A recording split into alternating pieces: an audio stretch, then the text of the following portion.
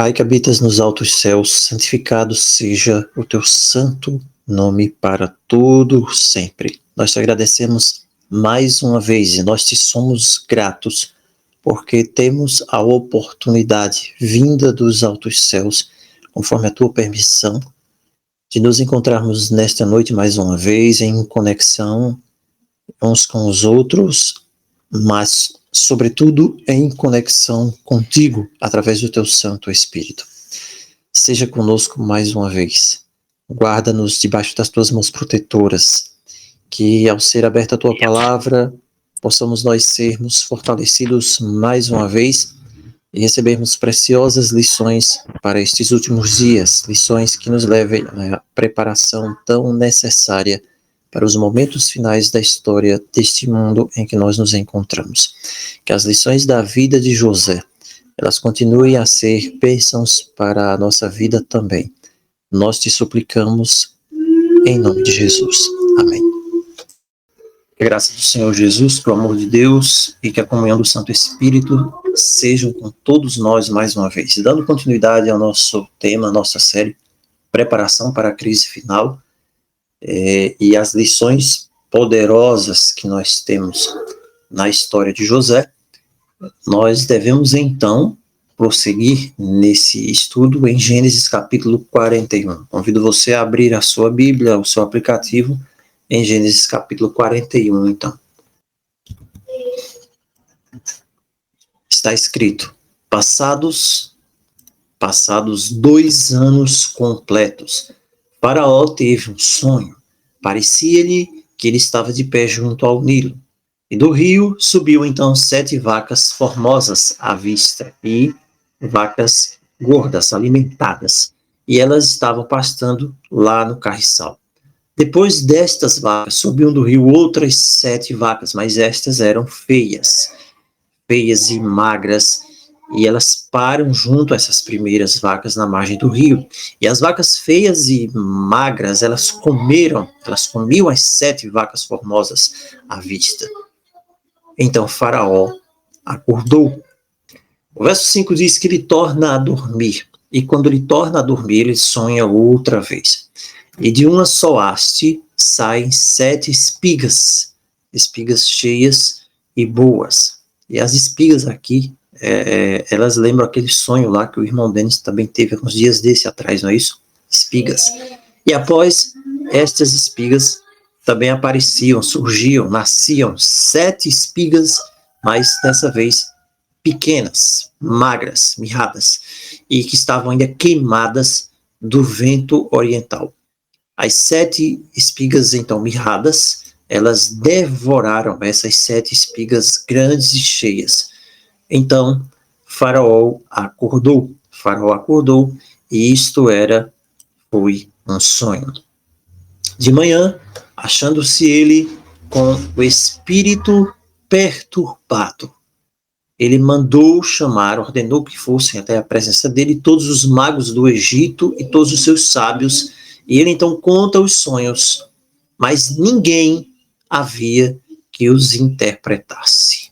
Ninguém havia que os interpretasse.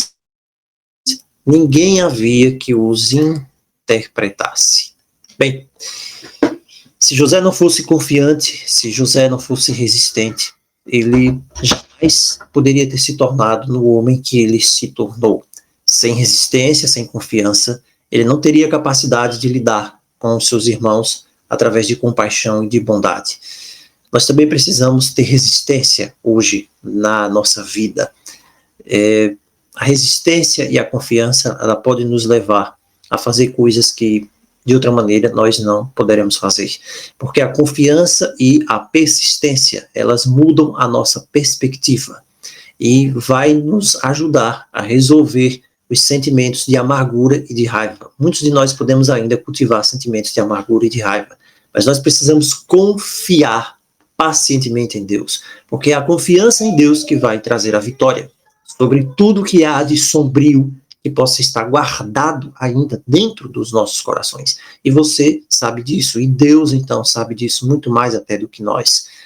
Mas se eu me preocupar com julgamentos, com as dificuldades, se eu permitir que a amargura e que a raiva elas me sufoquem, eu nunca vou poder chegar ao nível do caráter que Deus planeja para mim.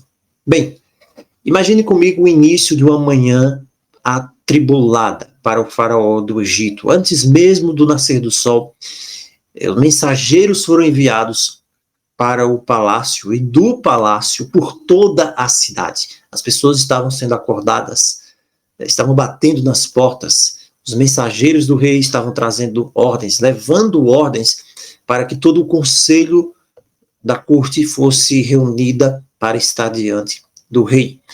E como nós falamos da última vez, qual era a emergência que poderia levar isso a acontecer? As pessoas estavam ansiosas. O que poderia ser aquilo? Uma grande assembleia estava reunida ali diante de Faraó. Ele estava preocupado. Ele estava com a testa ali franzida. Ele não sabia o que poderia ser os sonhos que ele havia tido. A notícia se espalha por toda a cidade. Com certeza Potifar estava ali, ele era um dos primeiros que estava ali, entre os convocados no palácio, ele era o responsável pela segurança do faraó e ele deveria estar ali. Quando o conselho inicia, o faraó relata o seu sonho, mas as pessoas ficam apavoradas. Eu imagino pessoas perplexas, olhando assim, se entreolhando umas para as outras, sem saber o que fazer. Mas ali estava o melhor que havia do Egito, quando o assunto era relacionado a adivinhações, a prefigurações, a prognósticos. Ali estavam centenas de sábios, estavam conselheiros, adivinhos, estavam os mágicos, os encantadores, os filósofos, todos estavam ali, mas eles não sabiam o que dizer. Não havia algo plausível que eles pudessem apresentar diante de Faraó. Nossa, muitas vezes, com certeza, em outros sonhos, eles tinham ali coisas arranjadas na mente, já preparadas para ligar os sonhos do faraó com as histórias dos deuses do Egito, mas agora nada funcionava.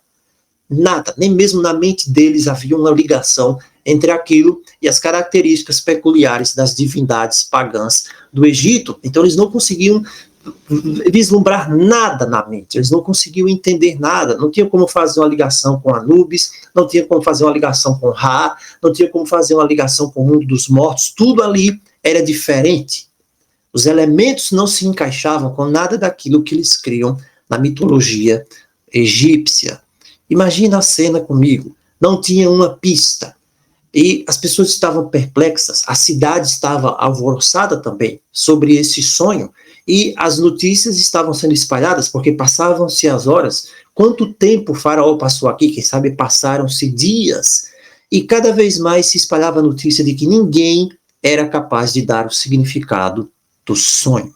Bem, talvez hoje para nós não, mas os sonhos na época do Egito, no mundo antigo, no Oriente Antigo, eram presságios do futuro, eram revelações divinas. E quando o faraó, que era tido como uma divindade humana, era tido como alguém que tinha uma estreita ligação com os deuses, tinha um sonho, era porque os deuses estavam tentando alertá-lo de alguma coisa. Isso era uma coisa comum até, mas este sonho é incomum, porque neste sonho ele sabia que coisas muito sérias estavam reservadas para o Egito. O faraó conta ali o sonho para os seus conselheiros mais próximos, os magos, os adivinhos. Ele fala das 7 vacas magras que devoram as 7 vacas gordas. Ele fala das 7 espigas de milho também que vão devorar aquelas outras 7 espigas de milho. É tudo muito complexo para eles. E as pessoas ouvem os sonhos de Faraó. E um silêncio mortal ali cai sobre a multidão, um silêncio sepulcral. O que os sonhos de Faraó podem significar?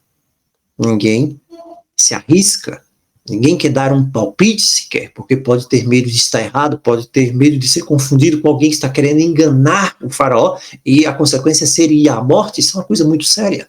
Nós vemos na escritura que o próprio Nabucodonosor já dizia isso: eu vou fazer vocês em monturo se vocês não interpretarem o sonho. Eu não sei quantos dias se passaram, mas de repente ali, o Espírito de Deus, ele vem influenciando a mente de alguém. E quem é esse alguém? Foi aquela pessoa que estava presa com José. Eu imagino que há um movimento ali para o lado do trono. Ele se aproximava ali. Ele é o mordomo-chefe.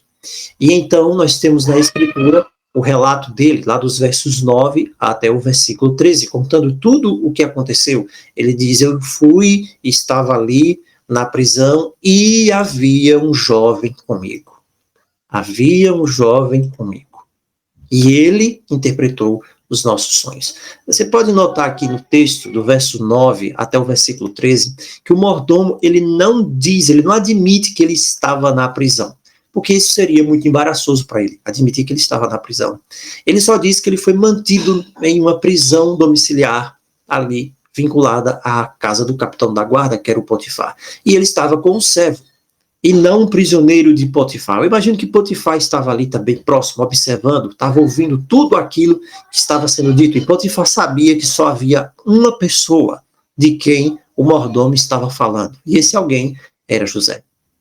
Também outra coisa que precisa ser levantada aqui é que o mordomo não dá sugestão nenhuma. Ele não faz sugestão alguma para Faraó. Por quê? Porque ele tem medo. Ele tem medo que se o faraó não aceitar a sugestão, ou se ele der uma sugestão e dar alguma coisa errada, as consequências vão recair sobre ele. Cada passo era milimetricamente pensado para aqueles que estavam próximos dos faraós do Egito, ou dos reis, que se apresentavam como divindades e podia, por qualquer capricho, mandar decapitar alguém ou matar.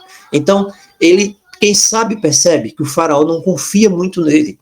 E ele tem muito cuidado aqui para não lembrar o faraó, que ele já havia desapontado o faraó, para não fazer uma sugestão que pudesse sair pela culatra sobre, peraí, por que José está na prisão? Vocês lembram disso? Por que José estava na prisão? Uma acusação, uma grande acusação que não era tida como acusação, era tida como uma verdade absoluta. Esse é o ponto que nós também precisamos enfatizar. Mas o faraó está tão ansioso com os sonhos, que ele nem pensa ali sobre todos esses detalhes. Ele manda chamar José apressadamente. Ele simplesmente quer saber o que significam aqueles sonhos. Deus está trabalhando na mente desse pagão, desse homem pagão, adorador de divindades pagãs, que não tem o conhecimento de Deus, mas Deus está trabalhando na mente dele. Embora a ordem de Faraó seja urgente, eles estão fazendo José vir às pressas. Eles vão lá e procuram o prisioneiro, trazem José, mas José sabe que deve aparecer respeitável. Então, ele sabe que precisa se barbear, trocar de roupa. Isso porque os egípcios, eles não usavam barba. E eles também raspavam o cabelo. E José sabe que não pode ir da forma como ele está ali. Agora, José então vai e entra no palácio. Eu imagino quando José entra no palácio, qual é a sensação de José ao entrar ali? O palácio é muito fino, e José fica espantado, ele vê toda a assembleia dos nobres do Egito estão ali, todos eles ficam em silêncio quando ele se aproxima do trono. Ele sente que as pessoas estão ansiosas, os olhares estão dirigidos para ele, para Faraó, para ele. Há toda uma coisa pairando no ar, é como se você pudesse ouvir um alfinete caindo. É um momento de suspense. E eu imagino Potifar olhando para José. José vê Potifar, ele está ali, quem sabe de braços cruzados. E Faraó então fala, versículo 15, eu tive um sonho e me disseram que você pode interpretar esse sonho, porque ninguém interpretou. Bem, nós sabemos qual é a resposta de José. Isso não está em mim, ele diz no verso 16. Isso não está em mim, mas a resposta, ela vem de Deus. A resposta vem de Deus. Nada de bom está em mim. Nada de bom está em nós. Esse era o segredo de José. Ele não se considerava bom. Ele não pensava que ele podia fazer. Ele não achava que ele tinha algum tipo de importância ou de dom extraordinário. Aqui nós temos um José já 20 anos depois, totalmente transformado e moldado pelas circunstâncias. Não é aquele José que diz, olha, vocês vão adorar o meu feixe. Ele diz, isso não está em mim. Ele sabe que Deus é quem faz todas as coisas e Deus decidiu todas as coisas. Ele sabe que está ali porque Deus permitiu, e ele sabe que agora está diante do faraó porque Deus permitiu. E por isso ele diz, Deus dará a resposta, Deus pode fazer qualquer coisa. E ele diz que Deus envia esses sonhos para alertar o faraó e para lhe dar a solução para um problema. Eu imagino o faraó pensando então, nossa, mas eu não conheço esse Deus. Eu não sigo esse Deus, eu não adoro esse Deus, mas esse Deus, Ele se preocupou comigo a ponto de me dar um sonho? Para me dizer aquilo que irá acontecer? O faraó conta então seus sonhos a José, e José explica aquilo que os magos não puderam dizer, e José dá os detalhes do que vai acontecer. Isso vai contrastar ainda mais a religião falsa egípcia, dos pagãos, do paganismo, com a confiança de José no verdadeiro Deus. E sem hesitação, José interpreta os sonhos. Para José é tudo muito claro, é tudo muito óbvio. Por quê? Porque é o Espírito de Deus que lhe revela o que está ali, porque vem do próprio Espírito de Deus. E José está cheio do Espírito de Deus. Isso é uma coisa tão óbvia, tão clara, que o próprio faraó, que é pagão, reconhece que ele é um homem que está cheio do Espírito de Deus. Então, se uma pessoa que está lá fora reconhece que você é cheio do Espírito de Deus, o Espírito de Deus, ele fala em você. Isso é o Espírito de Deus que estava dando um sonho, o Espírito de Deus dá essa interpretação para José também. Isso era uma verdade ali. E isso também significa uma mensagem para o mundo. Aquilo ali era uma mensagem de aviso que estava sendo dada por Deus através de José. É uma mensagem de salvação, era a mensagem presente naquele momento. É exatamente isso, é exatamente essa. O tipo de mensagem que o povo de Deus nos últimos dias precisa proclamar. Uma mensagem que venha do Espírito de Deus, não uma mensagem que venha dos homens, não uma mensagem para agradar as pessoas, não uma mensagem que venha afagar o ego, mas uma mensagem que venha simplesmente causar nas pessoas mudança, transformação, mexer com o coração das pessoas. Então, se Deus vai preservar um povo para si mesmo, se Deus vai apresentar um povo ao mundo e vai guardar esse povo e usar esse povo, assim como ele fez com José, no momento de grande crise, veja que não havia 2 Josés, não havia 3 Josés, 4 Josés, 5, 10 pessoas que estavam ali sendo usadas pelo Espírito de Deus para aquela hora. Só havia uma pessoa que estava de um lado e os outros estavam de outro. Quantas centenas de pessoas não estavam ali ao lado de Faraó, e somente José estava ali, aquele que aparentemente estava sozinho, aquele que aparentemente estava jogado, aquele que aparentemente estava condenado com a má reputação horrível daquela que foi jogado ali dentro da cadeia. Todo mundo que olhava para ele dizia, peraí, esse aí é o homem que tem o Espírito de Deus? É esse que vai interpretar? Esse aí que queria agarrar a esposa do Potifar? Mas sabe, Deus conhece o coração. Então, se Deus vai preservar um povo para si mesmo, ele primeiro vai enviar uma mensagem de advertência. Deus envia uma mensagem de advertência. E nos últimos momentos da história desse mundo, Deus também está enviando um aviso, uma mensagem de advertência para que haja uma reunião, uma preparação do seu povo agora nos últimos dias, para que eles não se espalhem, para que eles não sejam enganados com coisas sem sentido, para que eles não sejam enganados com coisas sem valor. Deus envia uma mensagem, a mensagem vem de Deus. Você é o mensageiro. Deus espera que você seja o mensageiro. Deus espera que você proclame a sua palavra. Não espere uma palavra popular. Não espere uma mensagem popular. Sabe essas mensagens aí que agradam todo mundo? Sabe essas mensagens aí? Eu fico prestando atenção às vezes, como o culto de ontem no sábado. De ontem para cá, desse canal, no sábado, nós tínhamos o quê? 2.088 pessoas. Hoje nós temos 2.081. 7 pessoas simplesmente saíram e foram embora. Sabe por quê? Porque ouviram alguma coisa que não era o que elas esperavam. E quando essas coisas acontecem, nós, ao mesmo tempo que podemos ficar tristes, nós também temos certeza de que nós estamos no caminho correto.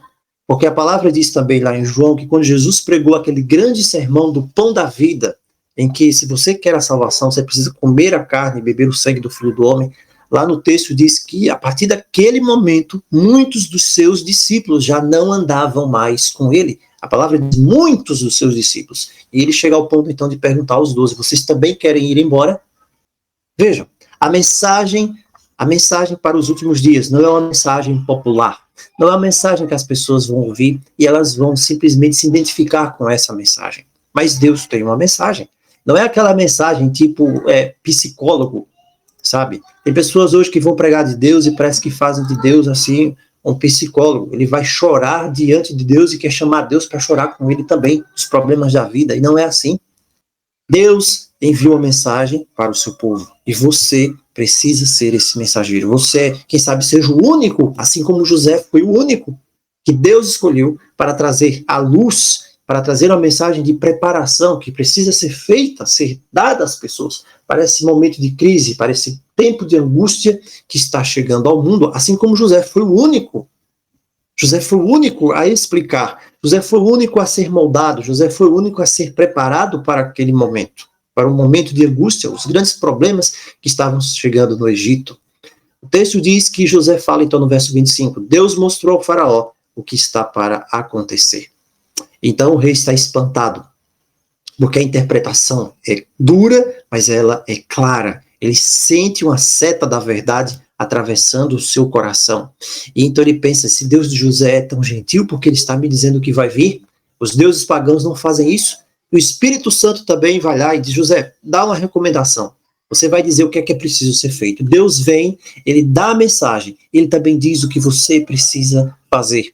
Se você agora está vivendo, como nós estamos vivendo, os últimos dias da história desse mundo, sabe, você, além de conhecer a verdade da palavra de Deus, Deus também vai te dizer com detalhes o que você precisa fazer. Deus não espera que eu fique tateando, dizendo, nossa Deus, como é difícil essas coisas, eu não sei o que fazer. Pelo contrário, Deus vai te dizer exatamente tudo o que ele exige que você faça. Eu não posso ter desculpas diante de Deus. Eu não posso dizer no dia do juízo que Deus dificultou o caminho para mim. As coisas são claras. Deus traz-nos para uma clareza, está muito claro. Agora, se eu não quiser andar na luz, eu vou então andar nas trevas. É por isso que Cristo disse, olhe que os seus olhos sejam luz, para que eles vejam corretamente diante de você. E o Espírito de Deus, então, usa José, para que José possa dar todas as diretrizes do que precisa ser feito. Sabe, se você tem um problema, se o seu problema é financeiro, esse problema aí financeiro deixa por último, se o seu problema ele é espiritual, que todos nós temos, de uma forma mais específica, se o seu problema é na sua casa, é no seu relacionamento, é no seu trabalho, é com seus amigos, é que você é faltoso de fé, você não tem fé, você desconfia de Deus, você não confia em Deus, você tem um problema de orgulho, seja que problema for, Deus vai te dizer exatamente como você precisa fazer. Deus vai dizer como você precisa fazer. Você vai na Escritura, você vai na palavra de Deus, ora, pergunta para Deus. Às vezes Deus já falou, está tão claro, só que eu não tenho capacidade de entender Deus falando comigo. É como se eu tivesse surdo, embora eu ouça perfeitamente, mas eu estou surdo para ouvir apenas uma voz, é a voz de Deus. Mas quando Deus te diz o que fazer, quando Deus prepara tudo, ele vem e te dá os detalhes do que você precisa fazer. Você só precisa seguir. Você não pode estar inventando, você não pode criar outra coisa. Segue o caminho que Deus está te dizendo.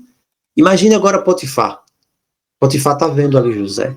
Ele sabe que José é aquela pessoa cheia do Espírito de Deus. O faraó está impressionado. Ele está comovido, ele está vendo José, a humildade de José, a clara visão de José. E aqui eu queria falar uma coisa bem simples, né? Para os jovens. Vejam um jovem aqui, José. O que Deus pode fazer com os jovens que andam nos seus caminhos. Você vê as crianças, né? Deus também quer tratar com as crianças. Deus tem um propósito para as crianças, Deus tem um propósito para os seus filhos. José estava no Egito e ele não se corrompeu. Se você guiar os seus filhos no caminho da justiça e da integridade, Deus também vai abençoar eles e vai colocar eles onde Deus quer que eles estejam. Aquele que é adulto também, se você estiver ouvindo essa mensagem em outro lugar, sei lá, ouvir na gravação, não importa o que aconteça. Além da nuvem escura, José, pela fé, aceitou o plano de Deus. E Deus levou José exatamente para onde ele queria. A palavra diz que aquilo pareceu bom aos olhos de Faraó e aos olhos de todos os seus servos. Por que isso era bom? Foi por causa de José?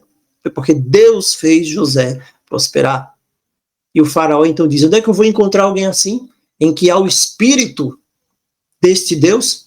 Você acha que Faraó sabia quem era esse Deus de José? Não. Faraó viu uma ligação tão íntima entre esse Deus que José falava e o próprio José, que ele sabia que este Deus, essa divindade, estava ali, tomando de conta, falando, usando José. Por isso que ele diz, ele tem o Espírito de Deus. O que é que acontece aqui? O faraó entendeu que José tem o Espírito de Deus, porque José estava ali revelando a vida interior que ele vivia, a vida secreta de José, o esconderijo de onde estava vindo o seu poder. Isso não é maravilhoso? É isso que acontece aqui com José. José é transparente, José é um canal de conexão íntima com Deus. Através de José, todos sentiram uma presença sobrenatural que eles nunca haviam sentido antes.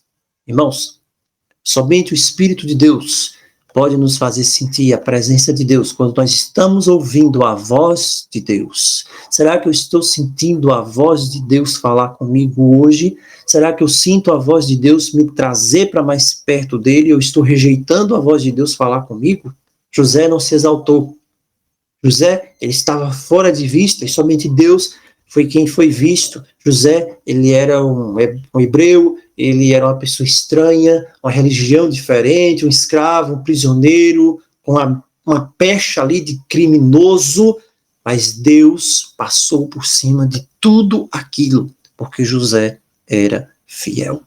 José era inexperiente, José tinha 30 anos, mas Deus passou por tudo aquilo, porque José tinha a experiência da fé. José tinha experiência da fé. E Deus tirou José da prisão lá embaixo, e Deus leva José para o palácio. De uma hora para outra. Quando Deus quer fazer, ele vai lá e faz. Deus ali faz José e diz, olha, agora você vai fazer.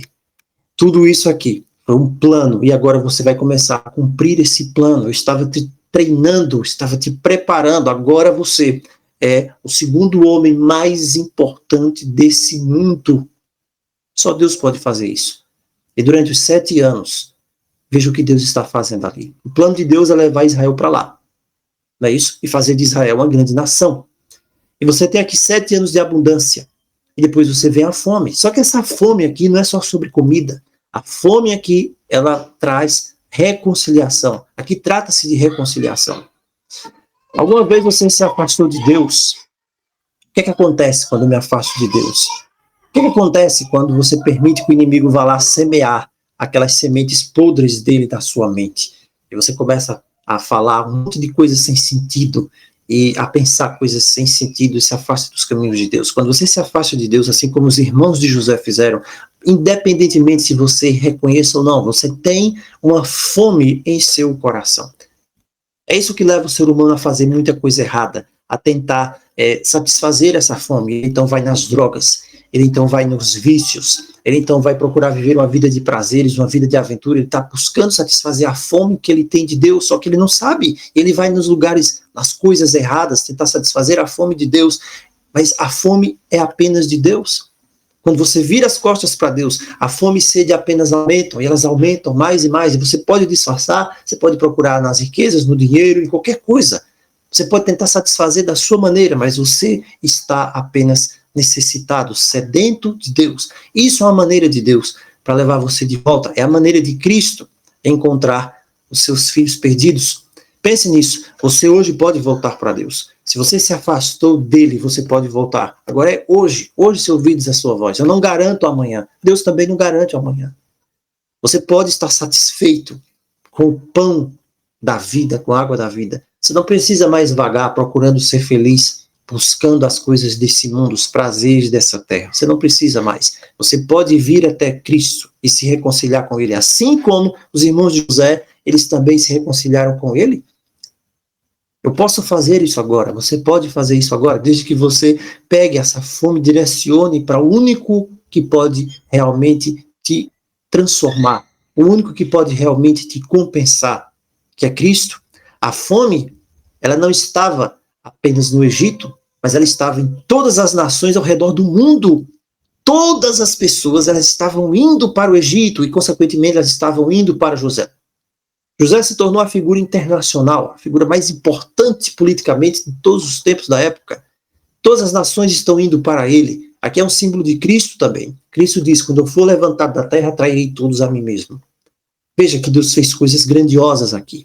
Deus está fazendo isso aqui, isso é muito grande. Não apenas para que ele pudesse trazer ali Israel, a família, para o Egito, mas também para que ele pudesse lidar com José e os seus irmãos.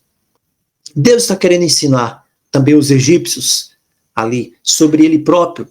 Deus estava levando José e a sua família ali nesses planos grandiosos deles, para que eles pudessem aumentar a sua confiança em Deus. Deus estava pensando no futuro. Deus conhece a lei da hereditariedade, não é isso? Ele tem que colocar toda a família para passar ali através de um fogo, para trazê-los para mais alto, para que eles possam então falar desse amor de Deus para os seus filhos, para ser uma nação real, um povo de Deus. Deus, na sua grandeza, ele permitiu que houvesse uma fome em toda a terra, só para que a família de José viesse para o Egito. Deus permitiu uma fome em toda a terra, só por causa de uma família, só por causa daqueles que ele chamou. Eles nunca teriam escolhido isso deles mesmos. Talvez Jacó, se Deus falasse, vou fazer, Jacó, faz, Senhor. Né? Mas ele não faria isso sozinho, ele não escolheria esse caminho aqui. Não, mas Deus vai e faz. E eu pergunto a você nessa noite, você acha que Deus ele poderia mover o céu e a terra por sua causa? Assim como ele fez por José, assim como ele fez pela família de José? Bem, é claro que sim. E ele vai fazer isso. Deus tem um destino. É um destino. Né? O sentido da palavra destino é só isso, é o plano de Deus.